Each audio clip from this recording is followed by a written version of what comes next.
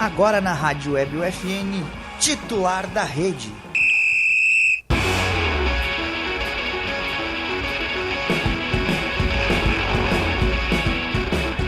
Olá, ouvintes da Rádio Web UFN. Sejam bem-vindos a mais uma edição do Titular da Rede, o programa de esportes que toda semana leva até você novidades e atualizações sobre o esporte com foco no local.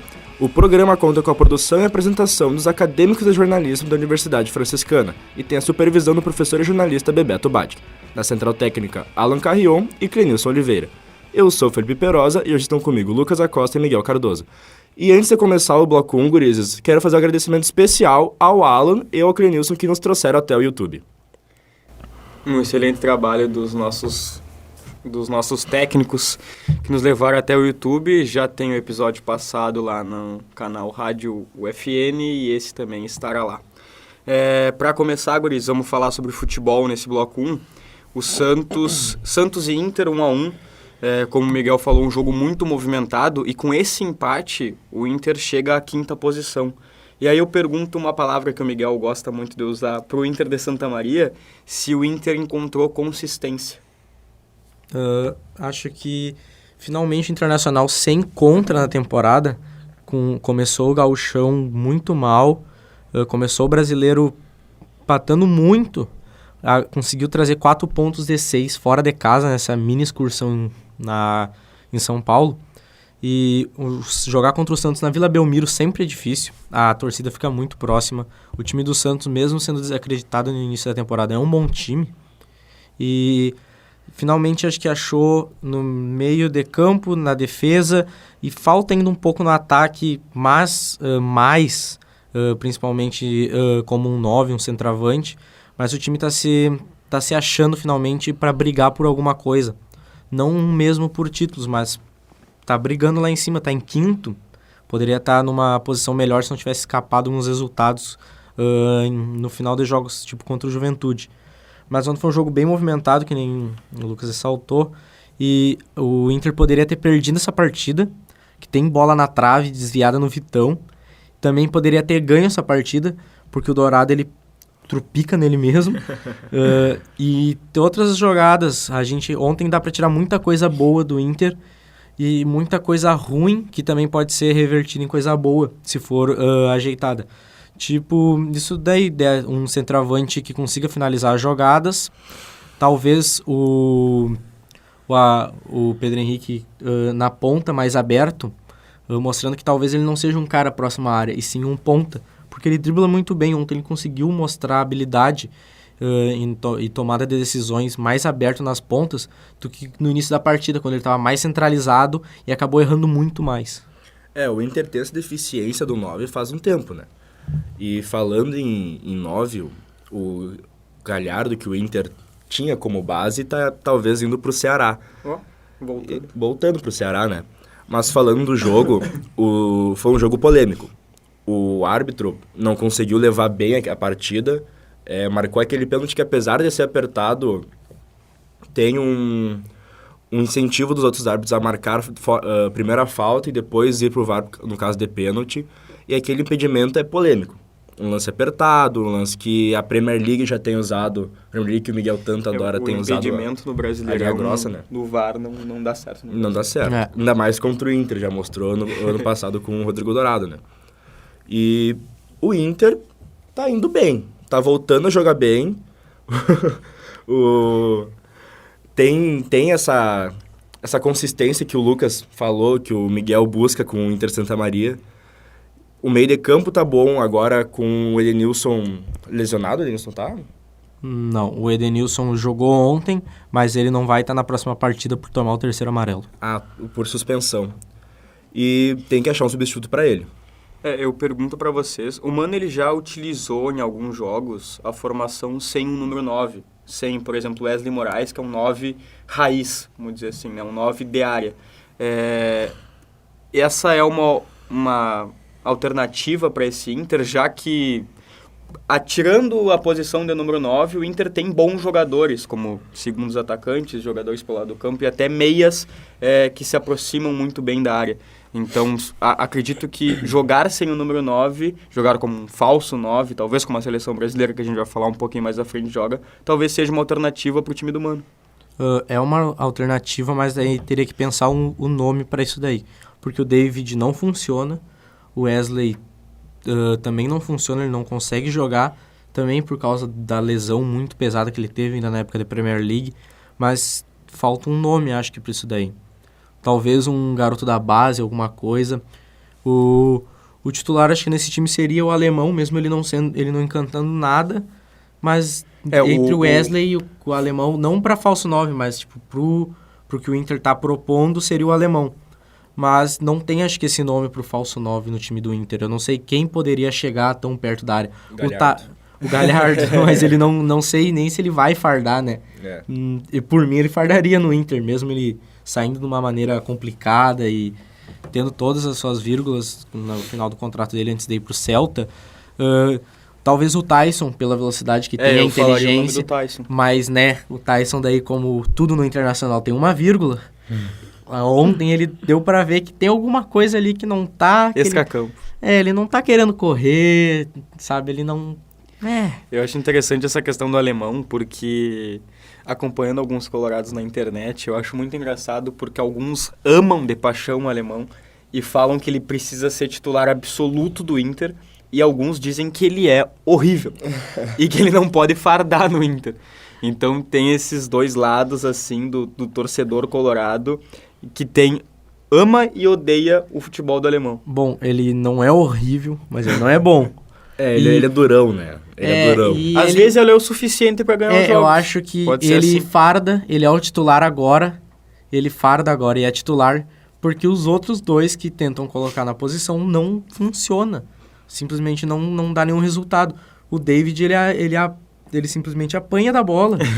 Sei lá, Jesus marca ele. É a natureza. A natureza marca, sabe?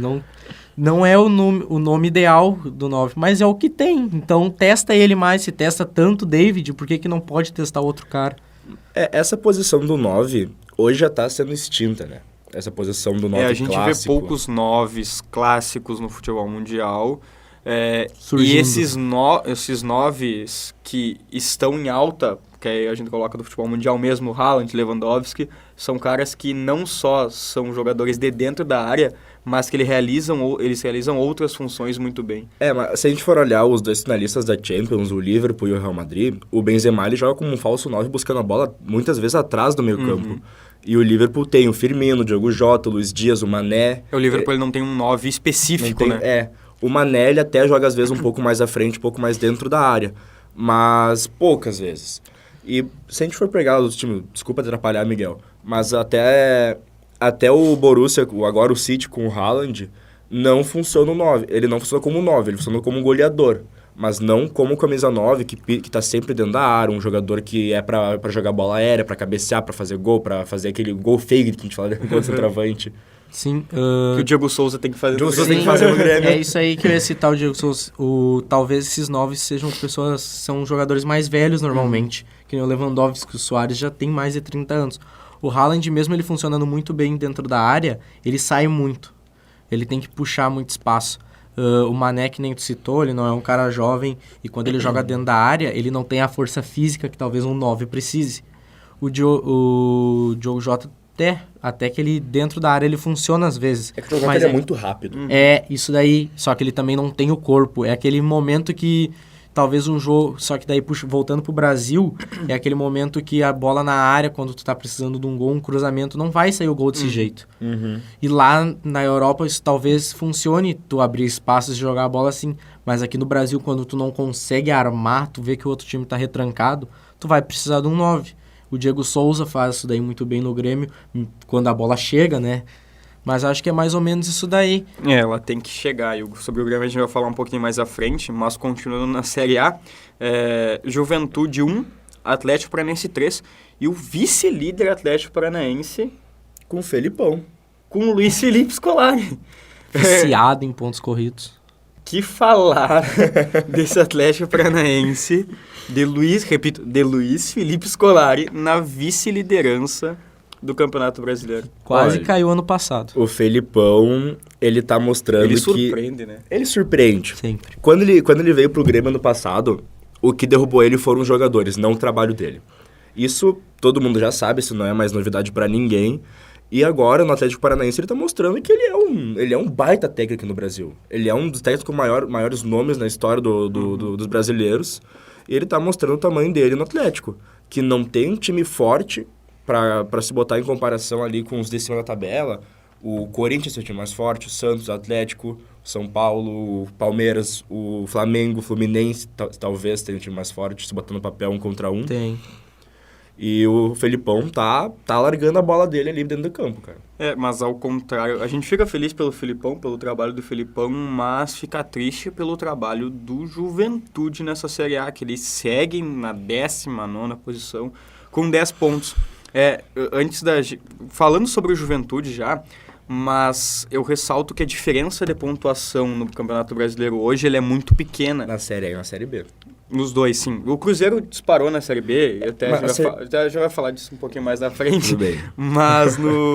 Mas na Série A tá muito parelho o campeonato. 19º com 5º colocado são 5 pontos de diferença, né? Então é a questão do Juventude realmente engrenar, que é uma palavra que a gente gosta muito de Engrenar, falar a gente aqui. gosta. Mas vencer um jogo, empatar outro, não ter uma sequência de resultados negativos que já vai estar brigando no meio da tabela, porque é só a gente já falou aqui, o Inter é 5º colocado com 15 pontos, o Juventude é 19º com 10 pontos. Então, uma diferença na tabela muito grande, só que se a gente for ver aqui na pontuação, são 2 jogos. Sim. Mas o problema é que o Juventude ganha e os outros times também ganham. Então, já pulando um pouco para a Série B, a Chapecoense estava na frente do Grêmio 2 rodadas atrás e agora está em 17º com 5, 6 pontos de diferença do Grêmio que está em 5º. Então, claro, é início de campeonato, tudo vai estar meio apertado por enquanto, mas não vai ser assim o jogo do campeonato inteiro. Tem que começar a ganhar, pelo menos empatar, para poder dar um ânimo para a equipe subir. Olhando a tabela aqui, o primeiro na zona do rebaixamento é o Cuiabá, que venceu o Corinthians por 1-0. Um gol do Wendel. Gol do Wendel. Cara, que Golaço do Wendel. Wendel, tá. Enquanto o Jô estava no seu No pagodinho. Bah! Mas isso vai Decidiram dar o muito contrato problema. hoje dele. Isso vai dar muito problema. Mas o Cuiabá é o primeiro na zona do rebaixamento e tem 11 pontos. E lá, por exemplo, o Santos é o 10º, tem 13. Então, Uma a diferença vitória. são 2 pontos. É uma vitória que separa o primeiro da zona do rebaixamento com o último da primeira página da tabela. Então, é impressionante esse nivelamento que o Campeonato Brasileiro tem, pelo menos nesse começo, né? Uhum. É um começo de campeonato que tá bem próximo os times na tabela.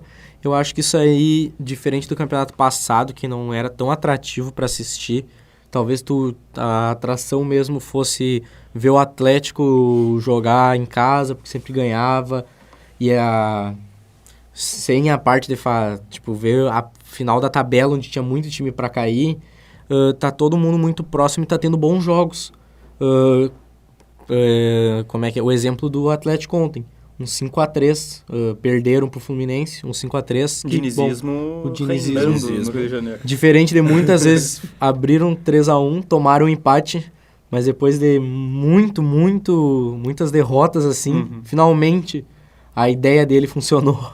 E agora passando a próxima rodada do Campeonato Brasileiro Série A, o Inter enfrenta o Flamengo sábado às 9 horas e o Juventude ele enfrenta o Corinthians às 4h30 também no sábado. O Inter enfrenta o Flamengo sem Paulo Souza.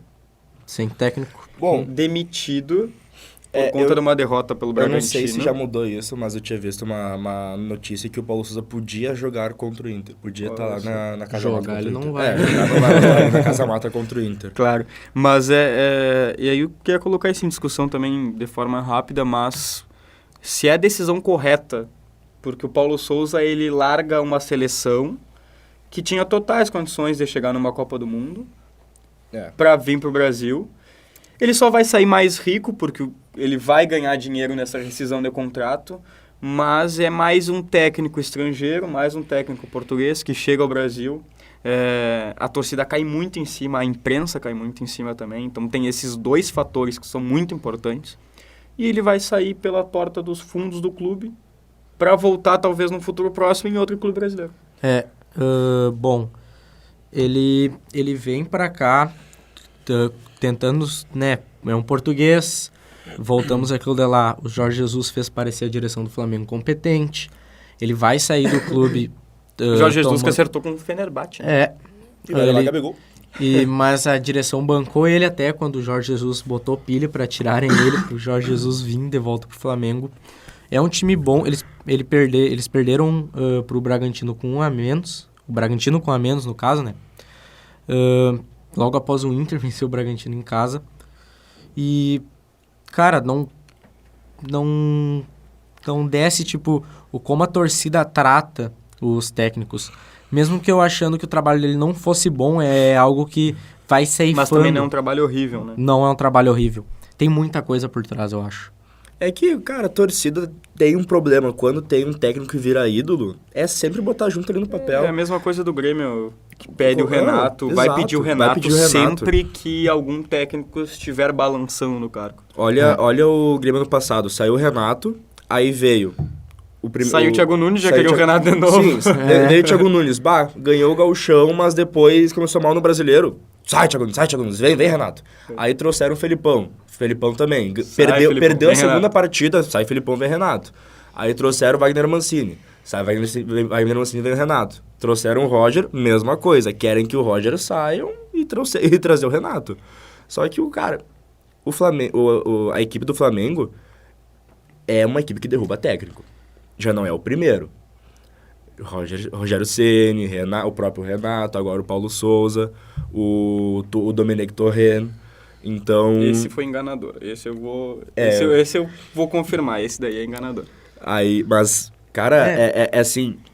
É botar num papel que tu vai querer... Tu tem um time forte, tem um dos times mais fortes do Brasil, mas tu vai querer que ele seja sempre o mais forte. E... cara, isso daí estraga todo o clima dentro do vestiário. Tu nunca vai brigar lá em cima nas 3 competições. O Atlético Mineiro mesmo mostra isso daí. Saiu o Cuca e, bom, o time não é o mesmo. O time tem as mesmas peças do ano passado, mas não mantém a mesma constância. Até um pouco, mas não consegue jogar da mesma maneira. Mas nunca vai ser igual, cara. Um time não vai conseguir manter 3 temporadas no mesmo nível. Sim. O Palmeiras é o único que tá conseguindo. Só que o Palmeiras... Aí sim, é o mesmo equipe, mesmo técnico. E essa parte da torcida, o Citato citou os outros técnicos, o Rogério Ceni ganhou o Brasileiro. Uhum. Mesmo jogando mal, ele ganhou um Brasileiro e mandaram ele embora. O Renato chegou na final da Libertadores. Não me desce, sabe? Tem que ter o amor da torcida, o amor dos jogadores. Porque se vem o Diego Alves e falar mal do Paulo Souza, tu pensa, o Diego Alves é o Diego e o Felipe Luiz estão falando mal do Paulo Souza. Os caras são medalhão, eles estavam na Europa, eles sabem os técnicos da Europa, estão falando mal porque o cara é ruim. Então vamos jogar pedra no carro dele. Sim. Mas agora, falando sobre Série B, o Grêmio venceu o Novo Horizontino por 2-0 jogando em casa.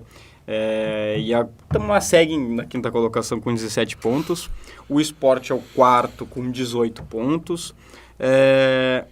E eu queria ressaltar aqui também uma coisa que a gente falou em alguns programas passados, que era a figura do Kahneman.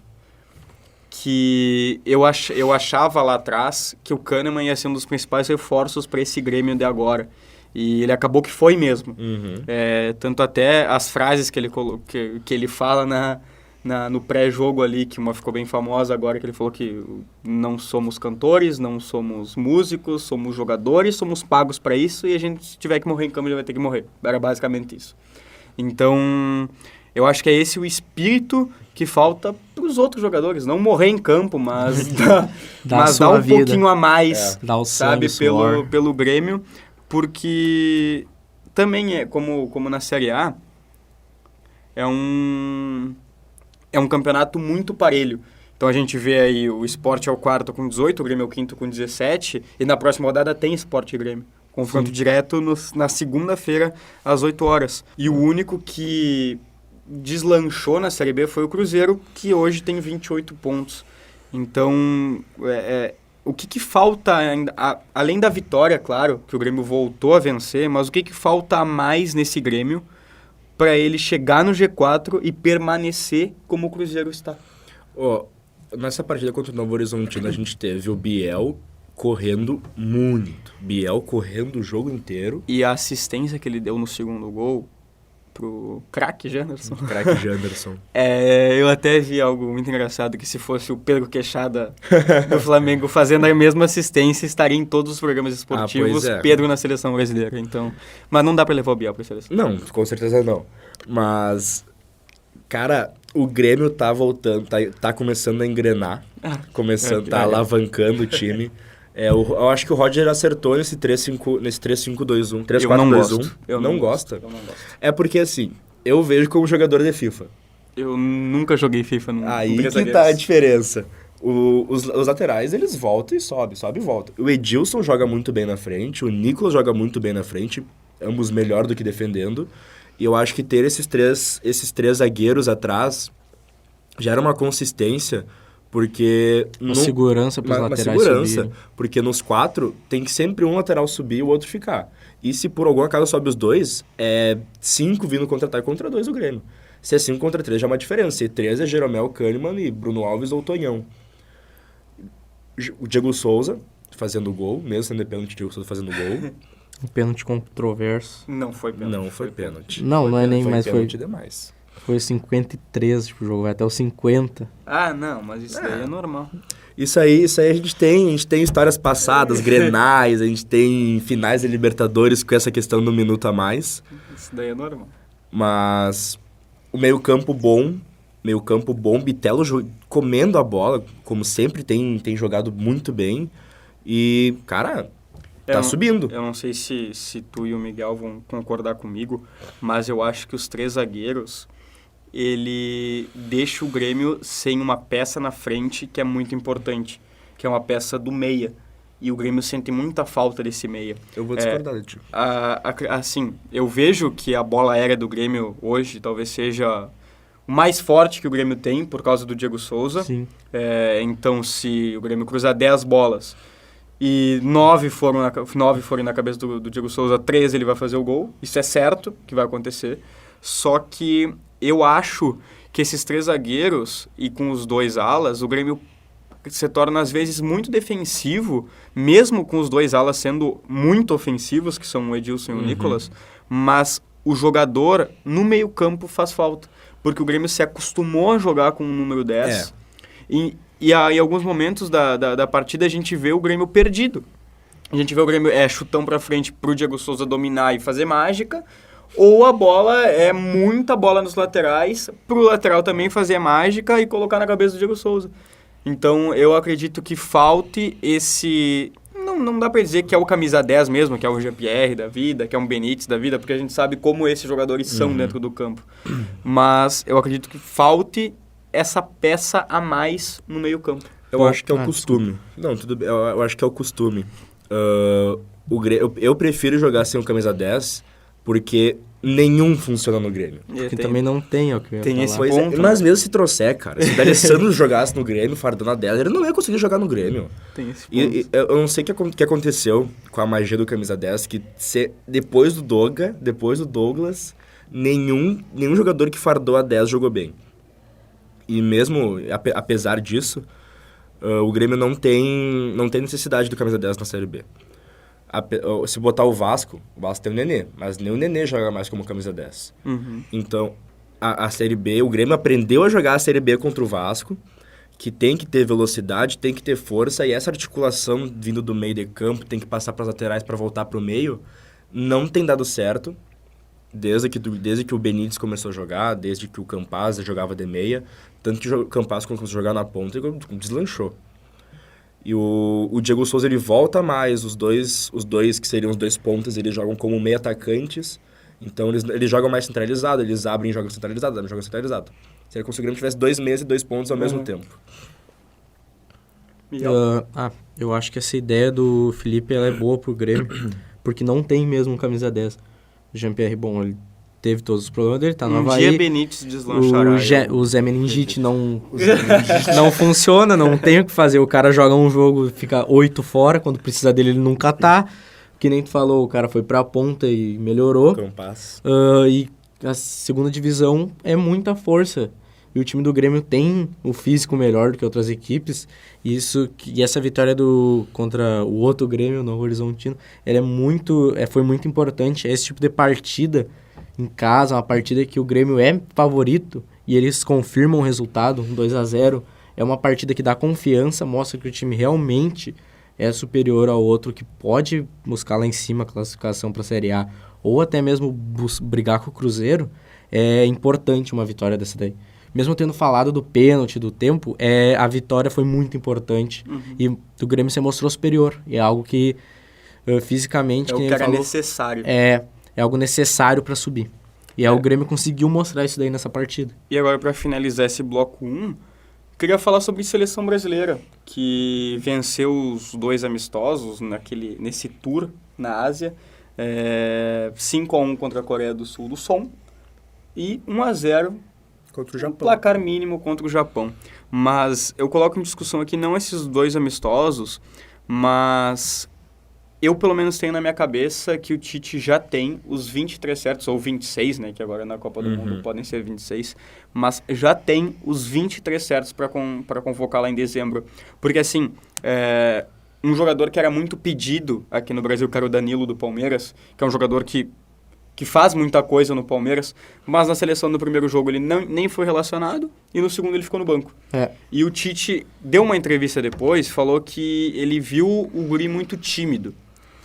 Então, eu acho que é muito difícil algum jogador chegar agora na seleção e furar essa barreira desses 23 que já estão ali.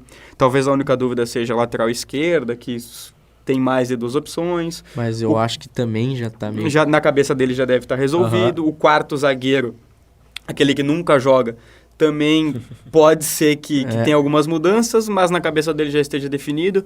Então, eu vejo assim, não sei a opinião de vocês. Cara, na lateral esquerda, que a gente falou, eu sou muito fã do Arana. Muito fã do Arana. Eu também. Eu acredito que o Arana seja um dos certos que vão. Pra mim mas também, não é o titular. Porque o Alexandre jogou muita bola contra a Coreia. E eu o não Tite gostaria gosta do dele. Alexandre. Eu não gosto Eu não dele. sou fã do Alexandre. Eu Mas também ele não jogou sou muito fã. bem, cara. Não, ele jogou bem, eu não sou fã dele, mas o meu titular é o Arana. Mas quem vai ser titular é o Alexandre.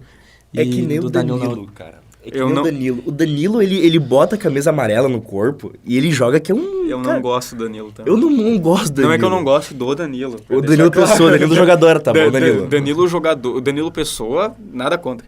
Mas o ainda. Danilo jogador... Você jogar um play lá em casa? O Danilo jogador, me parece que falta algo.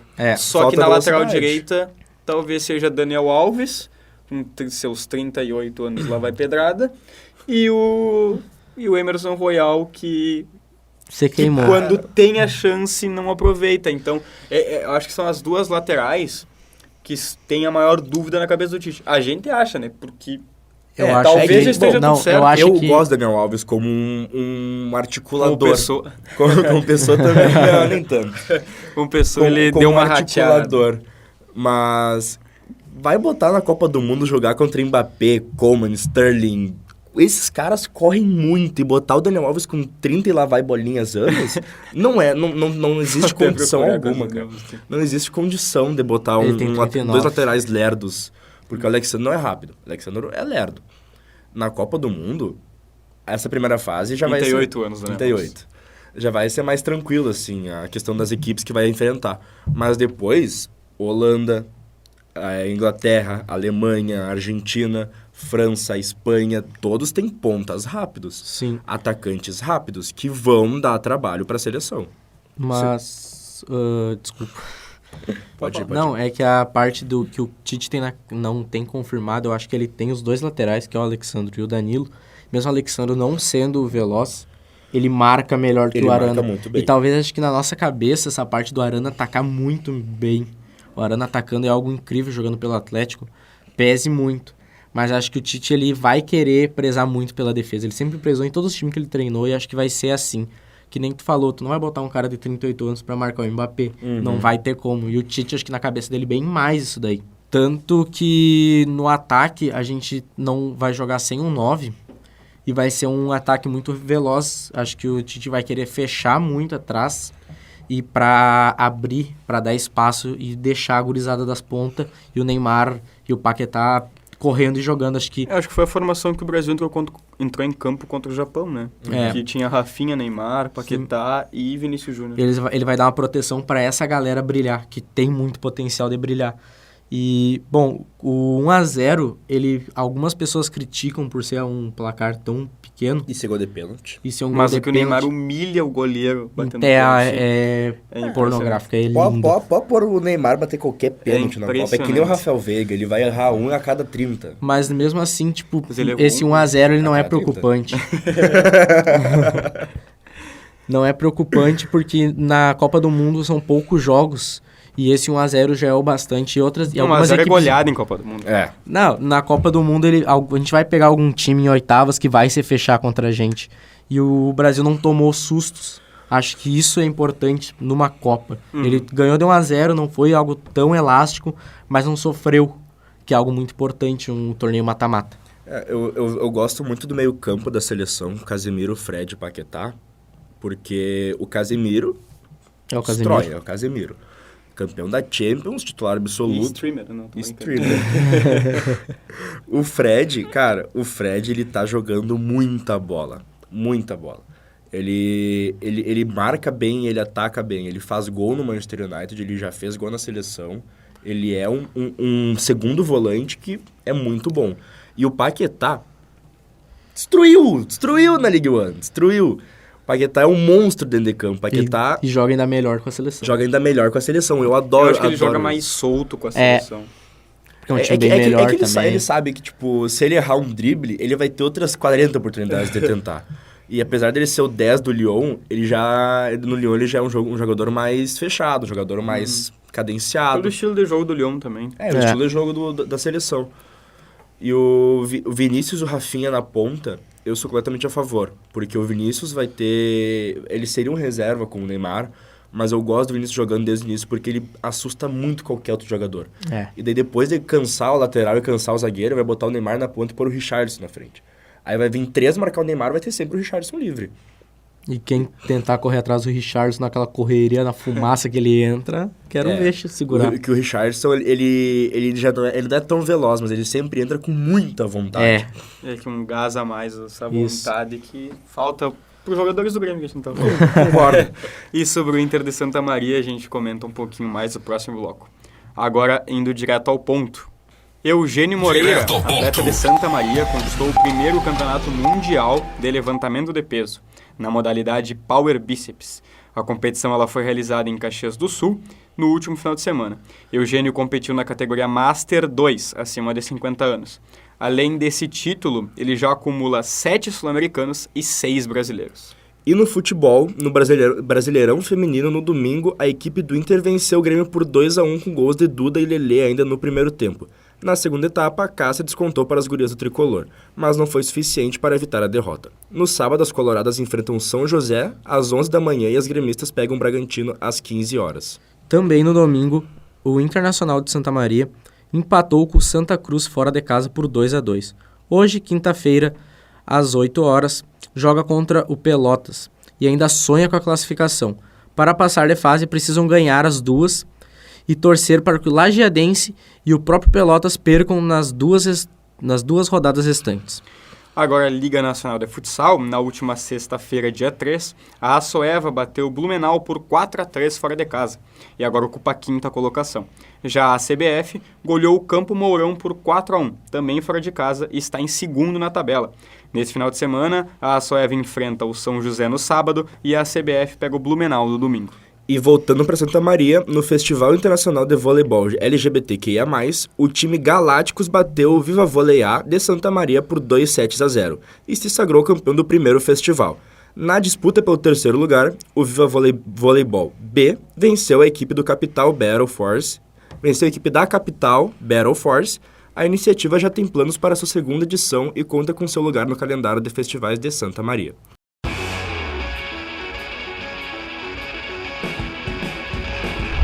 E este foi mais um Titular da Rede, na Rádio Web UFN, no Spotify e também no YouTube. O programa conta com a produção e apresentação dos acadêmicos de jornalismo da Universidade Franciscana.